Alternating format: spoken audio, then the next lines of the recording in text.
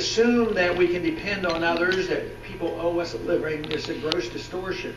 What has happened in the entitlement system is we have come to accept the idea that anybody who needs something or wants something or demands something, they have a right to something. But they don't. They have a right to their life. They have the right to their liberty. They have a right to use their own incentives to take care of themselves. And they ought to have a right to keep everything they earn. Maybe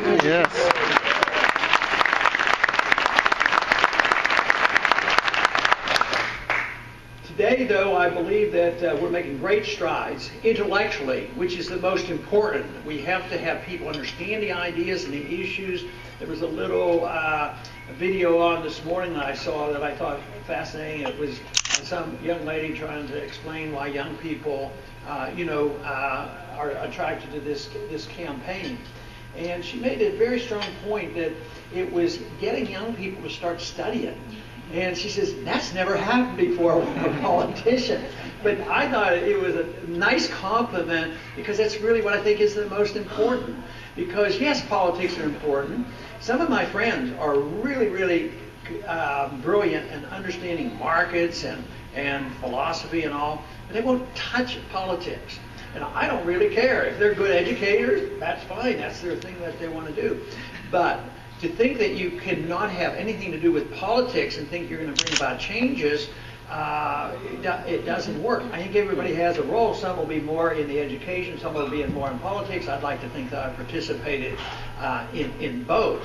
But this is what I think really is happening, that the education efforts are moving right along. But what did the founders do? The founders were very well educated. They didn't have the public school system to hold them back, and they were self-taught, and they were probably the true homeschoolers, the original homeschoolers. And our early universities were churches, that started the universities.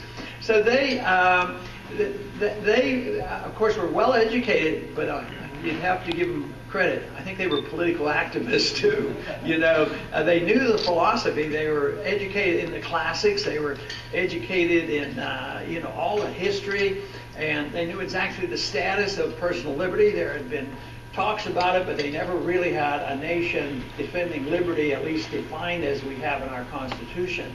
So it does take political action. It takes a lot of effort. Individuals have to decide whether they're going to spend more time on education or more kinds of politics, or whether you want to do both. And sometimes you support candidates, sometimes you encourage candidates, sometimes you become your own candidate. And this is what we don't know exactly what's happening today. I think it's much bigger than we even realize because we can't measure it. Because every single day I meet people that are saying, I'm running for this office and that office, and they tell me that you can't tell how many people are out there doing this. I think after the last